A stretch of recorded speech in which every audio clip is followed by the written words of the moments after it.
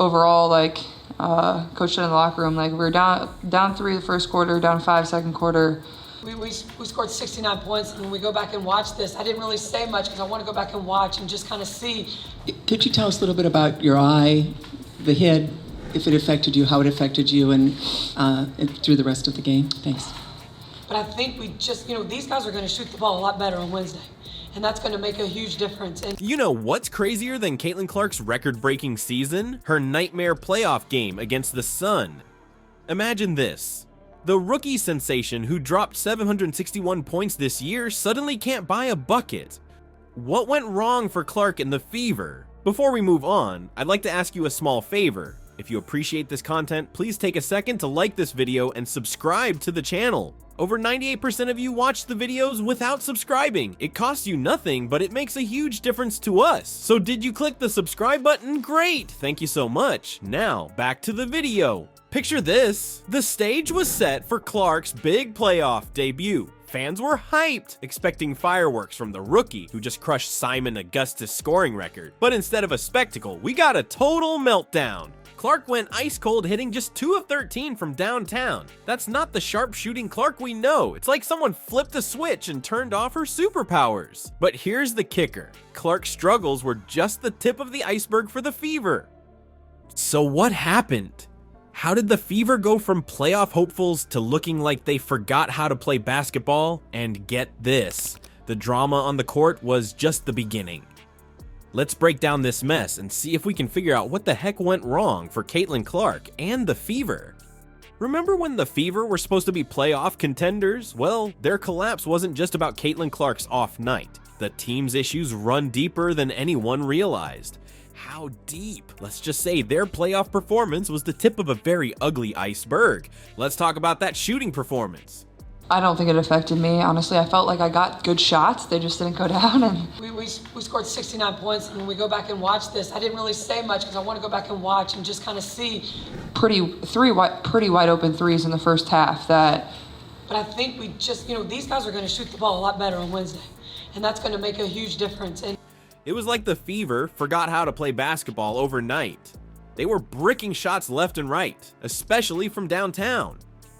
We're talking a pathetic 21.4% from three-point range. That's not just bad, that's historically awful for a playoff game. But it wasn't just the shooting. The Fever looked lost out there, like a bunch of strangers playing pickup at the park. No energy, no rhythm, no nothing. It was painful to watch. They were sluggish from the start, and it only got worse as the game went on. And where was Coach Christy Sides in all this?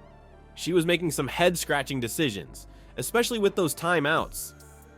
The Sun would go on these massive runs, and Sides just sat there, watching her team implode. It's like she forgot she had timeouts to use. By the time she finally called one, the game was already slipping away. Now, it wasn't all doom and gloom. Lexi Hull was out there hustling her heart out. She was diving for loose balls, fighting for rebounds, doing everything she could to spark some life into her team. But it was like trying to put out a forest fire with a water gun. Hull's effort just wasn't enough to turn things around. Here's the real kicker. This disaster didn't come out of nowhere. The Fever have been struggling all season long. Their defense was ranked 11th in the league. 11th in a 12-team league. That's not just bad, that's embarrassing. And it showed in this game. The Sun picked them apart like they were playing against high schoolers.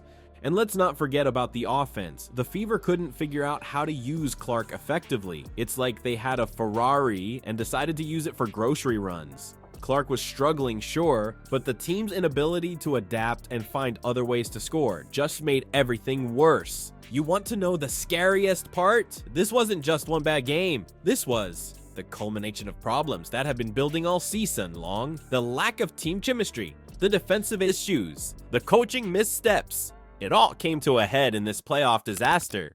As bad as the Fever's meltdown was, it pales in comparison to what happened to their star player. How did Caitlin Clark go from being the talk of the league to looking completely lost on the court? The answer lies in a perfect storm of pressure, expectations, and one defensive strategy that exposed her biggest weakness. Let's rewind to Clark's previous playoff game against the Minnesota Lynx. Remember that third quarter where the Fever got outscored 29-12? That's where things started to unravel. Clark admitted she settled for too many jump shots and let her emotions get the best of her.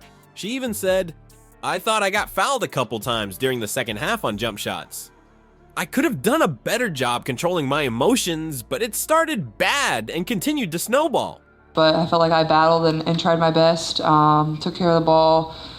You know, the first 3 quarters we battled. I think we got rattled in the third a little bit when they started they hit some shots.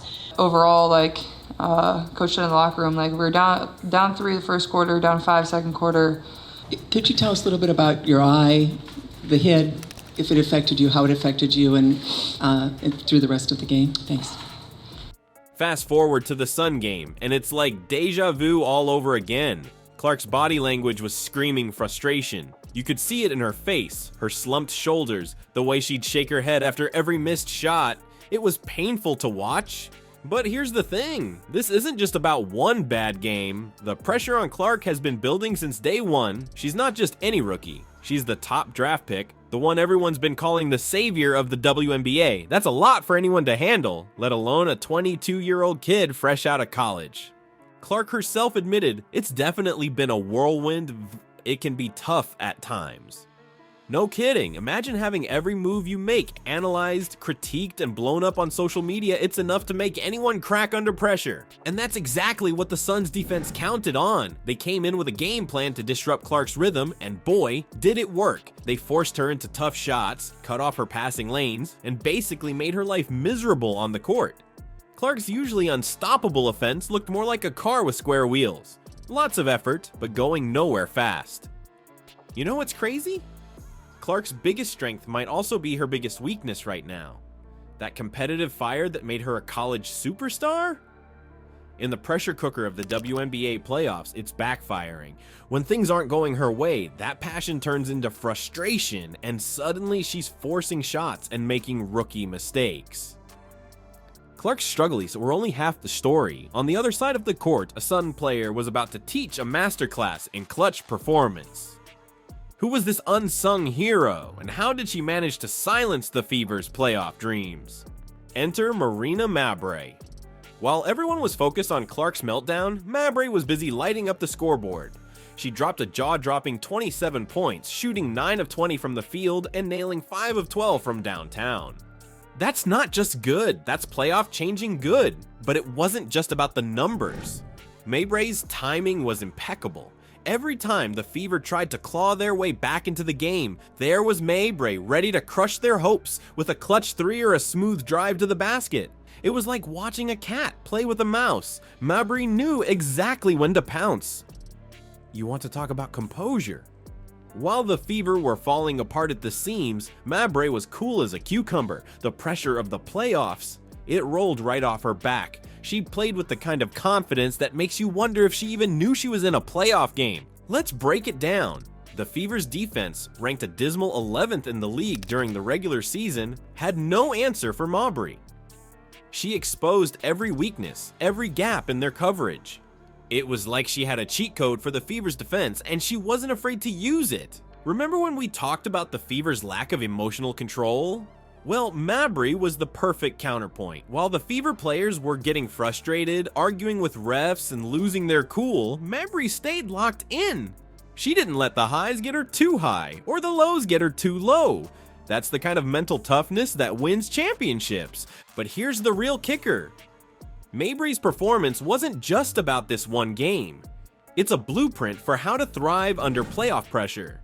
The Fever, and especially Clark, could learn a thing or two from Mabrey's playbook. Stay calm, trust your skills, and when the moment comes, don't be afraid to take over. So what's next for the Fever after this disaster? Let's be real, they've got some serious issues to fix.